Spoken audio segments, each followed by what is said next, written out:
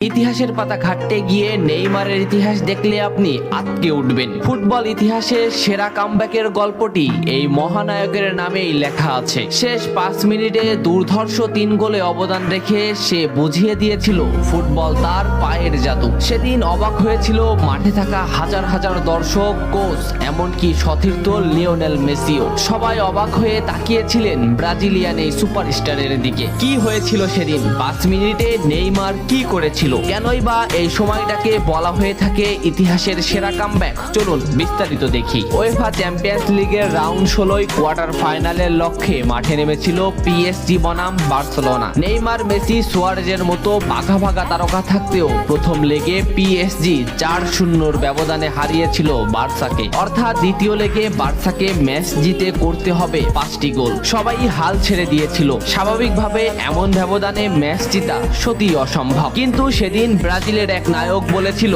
এটা সম্ভব, আমরা এটা করে দেখাবো। যেভাবেই হোক না কেন আমরা দলকে ম্যাচ জেতাতে চাই। 2017 সালের 8 মার্চ অনুষ্ঠিত হয় এই ম্যাচের দ্বিতীয় লেগ। ম্যাচের শুরু থেকেই ক্ষিপ্ততা আর দক্ষতা দেখাতে শুরু করেন নেইমার। এই ম্যাচে যেন আবির্ভাব হয় কোনো এক নতুন নেইমারের। এই নেইমারকে তো কেউ চেনে না। ম্যাচের 3 মিনিটেই লুইস সুয়ারেজ পেয়ে যায় প্রথম গোলের দেখা। এরপর নেইমারের ক্ষিপ্ততায় একের পর এক আক্রমণ সাজাতে থাকে বার্সা। এদিন যেন নেইমারকে কোনোভাবেই আটকাতে পারছিল না পিএসজি। নেইমারকে আটকাতে একের পর এক ফাউলই বেছে নিয়েছিল তারা। ম্যাচের 40 মিনিটে লেভিনের আত্মঘাতী গোলে বার্সা পায় দ্বিতীয় গোলের দেখা। ম্যাচের 50 মিনিটে ক্ষিপ্ত থাকা নেইমারকে ডি বক্সের ভিতর ফাউল করে ফেলে দেওয়া হয়। এতে বার্সা পেয়ে যায় পেনাল্টিতে গোল করে দলকে এগিয়ে নেন লিওনেল মেসি। তবে যেমনটা ভাবছিলেন এই ম্যাচের গল্প ফুটবল বিধাতা তেমন ভাবে লেখেননি। 62 মিনিটে বার্সার কফিনে শেষ প্যারাটা পুড়ে দেন এডিনসন কাভানি। এতেই স্তব্ধ হয়ে যায় ক্যাম্প নু।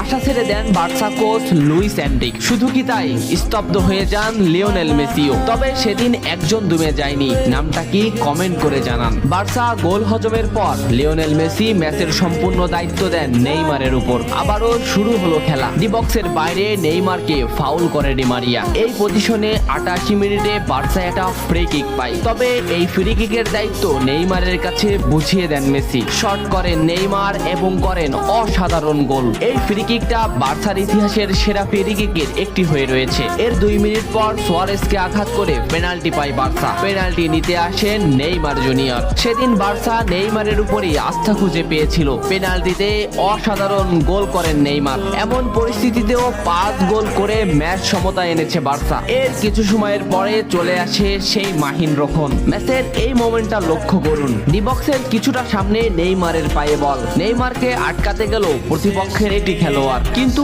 নেইমার শর্ট মোমেন্ট নিয়েও শট না করে বলটি সামনে আগালেন। এই মোমেন্টটা লক্ষ্য করুন। নেইমার একবার গোলের দিকে তাকালেন। এতেই সে বুঝে ফেলেছে কোথায় বলটি দিতে হবে। নেইমার শট নিলেন। আপনি সাধারণ চোখে এটাকে একটা শট দেখলেও এটা হলো সেই শট যা লিখেছিল ইতিহাসের সেরা কামব্যাকের অধ্যায়। নেইমার এমন ভাবে শটটি নিয়েছিলেন যাতে রবের্তো শুধু পা লাগিয়ে গোল করেছিলেন। শেষ 5 মিনিটে সেরা 3টি গোলে অবদান রেখে সেদিন ইতিহাসের সেরা কামব্যাকের নায়ক হয়েছিলেন ব্রাজিলিয়ান এই সুপারস্টার। সবাই যেখানে স্তব্ধ হয়ে গিয়েছিল নেইমার সেখান থেকেই শুরু করেছিলেন। নেইমার বুঝিয়ে দিয়েছিলেন নিজের দৌড়ত্ব।